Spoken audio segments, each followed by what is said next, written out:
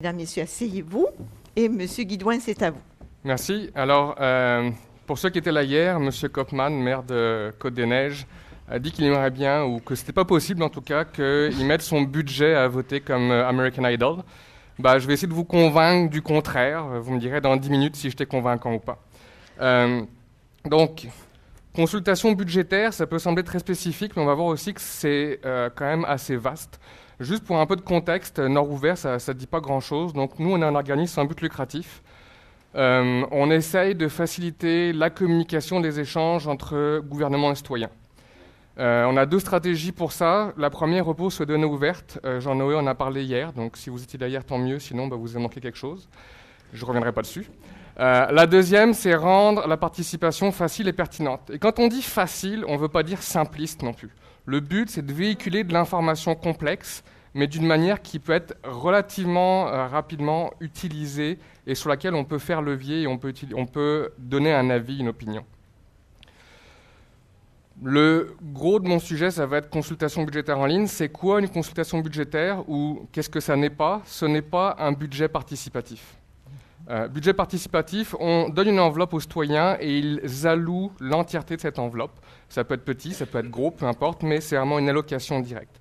Consultation budgétaire, c'est on demande l'avis aux citoyens sur potentiellement la totalité du budget, incluant budget opérationnel, budget d'investissement, etc.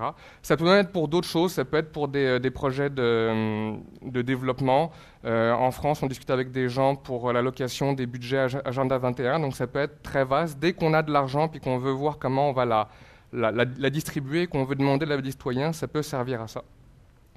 Il y a des outils commerciaux, donc il y a Delib au Royaume-Uni, nous on a un outil qui s'appelle Budget Citoyen, Citizen Budget. Il y en a qui font des outils maison, je vais vous en montrer un tout à l'heure, donc des municipalités, des provinces, des États qui développent leurs propres outils. Ça a été le cas en Nouvelle-Écosse, c'est le cas en Californie. La ville de Guelph en Ontario l'a fait aussi. Donc, ce que j'ai dit, c'est assez théorique. Alors, je vais vous montrer un peu à quoi ça peut ressembler avec deux exemples. Premier exemple, c'est budget citoyen. Donc, comme vous voyez, c'est assez simple, c'est une interface web, en fait, dans laquelle la municipalité va mettre des activités et avec des systèmes de curseurs, on va dire j'en veux plus, j'en veux moins, j'en veux pas du tout. La position de base, habituellement, des curseurs, c'est la position du budget actuel ou du budget planifié par la municipalité. Et le citoyen a le moyen de changer, éventuellement de mettre le budget en déficit, sauf que s'il fait ça, il ne pourra plus le soumettre. Il faut qu'il remette le budget équilibré pour pouvoir soumettre sa proposition. Donc s'il veut des services supplémentaires, plus d'arbres, va falloir qu'il coupe quelque chose, par exemple moins de déneigement. Donc le but, c'est vraiment d'amener les citoyens à faire des arbitrages, mais on leur donne de l'information de manière indirecte. En leur donnant la position actuelle des curseurs, en leur donnant le budget actuel, on leur permet de dire « Ah, ok, c'est comme ça que ça marche à l'heure actuelle ». Deuxième exemple, ça c'est en Californie où ils ont fait à la grandeur de l'État une consultation budgétaire, plus de 350 000 réponses. Comme on voit, c'est un peu différent. Eux, ils y vont vraiment à choisir des scénarios. Donc on a des scénarios prédéterminés, puis on dit moi je voudrais celui-là. Là, on se met en déficit. Alors dans un autre scénario, il va falloir dire ah oui, moi je coupe ailleurs. Élément intéressant, on voit donc sur la partie de gauche aussi l'aspect là je suis en déficit ou je suis en surplus.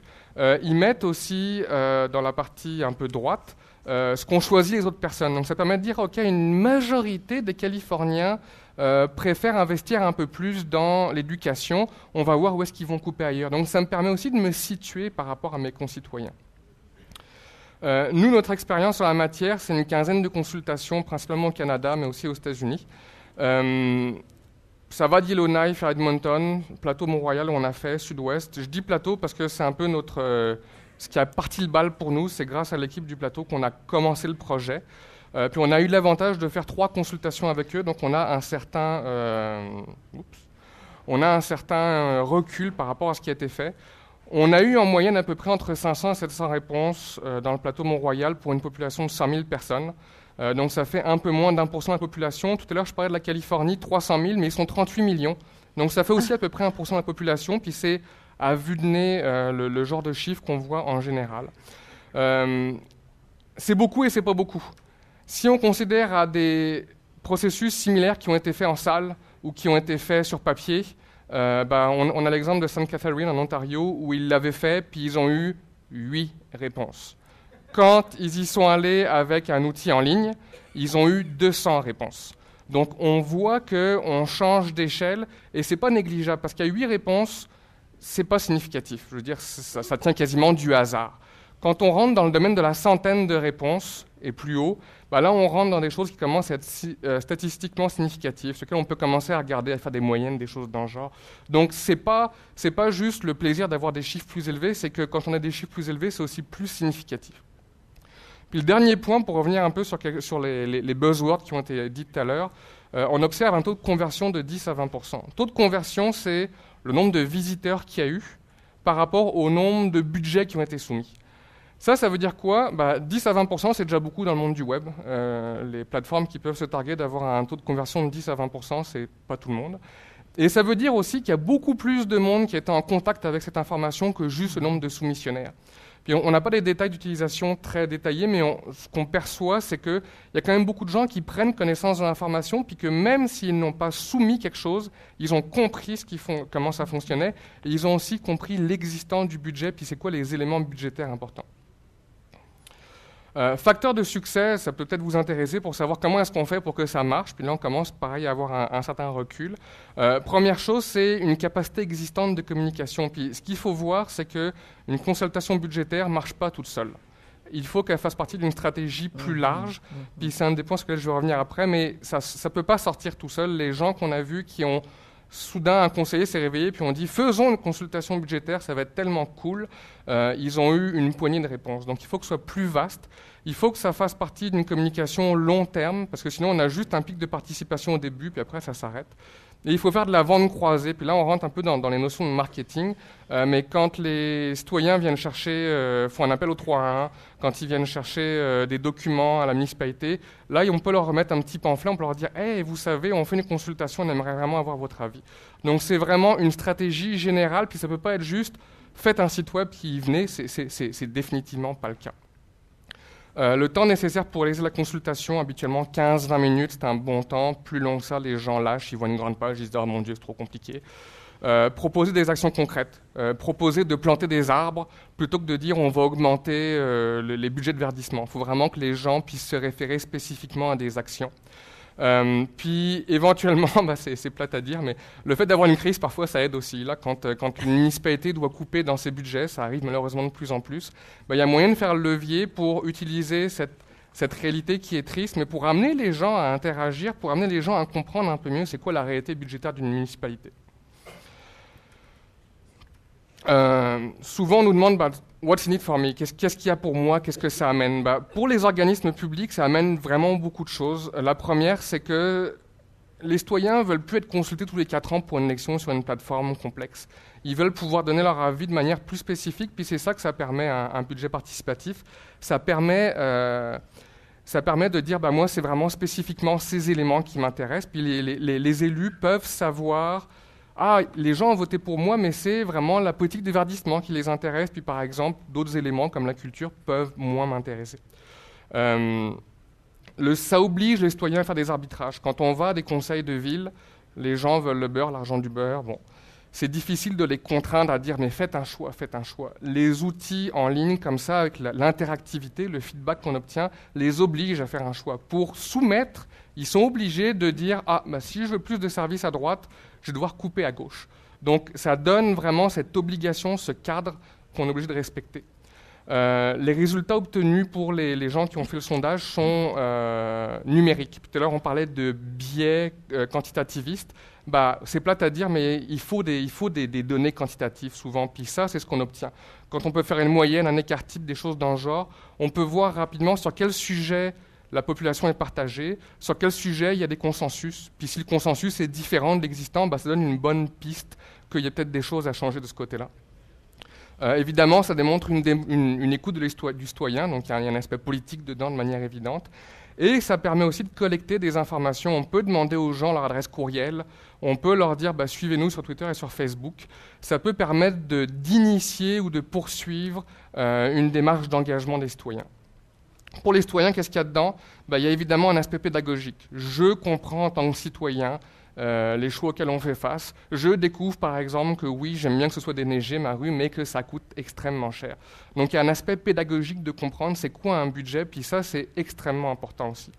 Il y a le fait que ça force souvent les organismes publics à structurer l'information d'une manière plus claire.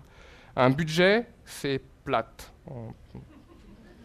Soyons clairs. Un fichier, même si c'est un document, même si c'est en format ouvert, là, un fichier Excel ou un fichier CSV, c'est plate. Puis ça ne dit pas ce que c'est, parce que la façon dont l'argent est alloué ne nous dit pas à quoi ça sert. Une des choses que nous ont dit les municipalités et les gens qui ont fait, c'est « Ah, mais c'est incroyable, ça nous a forcé à dire, OK, combien ça coûte de faire un trottoir végétalisé? Combien ça nous coûte de maintenir les piscines? Combien ça nous coûte d'augmenter d'1 heure l'ouverture des piscines ?» Et ça, c'est utile à la fois pour les administrateurs et aussi pour les citoyens pour mieux comprendre c'est quoi le poids de ce qu'ils demandent quand ils demandent une action concrète. Ça permet de tout mettre sur une échelle commune, le dollar. Puis là encore, moi, parfois, j'aime pas l'idée de tout mettre avec des signes de piastres. Là. Mais la réalité, c'est que ça aide à faire des choix de tout mettre sur une même unité. Puis, en l'occurrence, c'est des dollars, mais ça pourrait être des mètres carrés. Pour des projets de développement, on pourrait dire, OK, décidez l'allocation des mètres carrés que vous voulez faire. L'important, c'est de tout ramener sur une seule échelle sur laquelle on peut être amené à plus comparer des pommes et des poires, mais vraiment à comparer des choses qu'on peut mettre dans une échelle commune.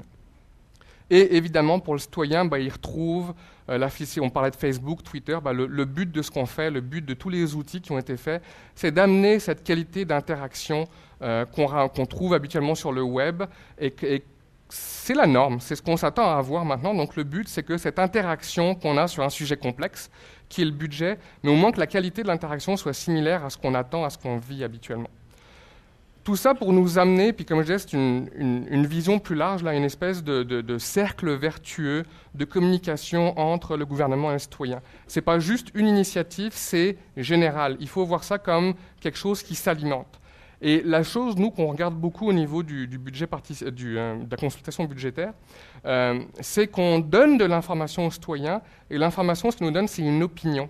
C'est-à-dire que, puis, tout à l'heure, on parlait de la ville idéale, il n'y en a pas une ville idéale. Puis on veut vraiment l'opinion. Ce n'est pas parce que nous, on pense que ce serait parfaitement beau de mettre des autoroutes à la grandeur de la ville que c'est ça la chose parfaite. Chaque citoyen, chaque arrondissement ou chaque quartier va avoir sa propre vision. Puis nous, on le voit beaucoup dans les consultations qu'on fait. Chaque ville ne réagit pas de la même manière à des propositions qui parfois sont assez similaires. Et tout ça pour m'amener à la conclusion. Ville intelligente, on en a un peu parlé tout à l'heure. C'est quoi une ville intelligente ?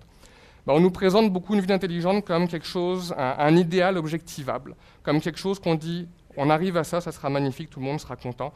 C'était un peu ce qui était dit tout à l'heure, puis c'est pas le cas. Puis le but des consultations, c'est d'être capable d'amener le côté subjectif des citoyens là-dedans. Et quelque part, oui, c'est utile si c'est quantifiable, c'est utile si ça peut être des chiffres qui sont mis derrière les souhaits parce que c'est plus facile à traiter. C'est plus facile à injecter dans les modèles de ville intelligente ou dans les modèles administratifs de dire, OK, il y a tant de % de la population qui veut cette chose. C'est plus facile à traiter. Donc, le but, quelque part, c'est de changer la donne et de faire que l'aspect subjectif des citoyens servent à être mis vraiment au centre de toute la façon dont on fonctionne. Puis quoi de mieux dans ce domaine qu'un budget qui par défaut est drabe, est très difficile d'accès, est très sec, et d'essayer de mettre dans cette chose difficile d'accès un avis subjectif, informé, qui ne vient pas de « Oh, moi, ce serait tellement beau si je pouvais avoir des arbres partout », mais vraiment informé sur la qualité de l'information qu'on leur donne à travers le système de consultation. Merci beaucoup.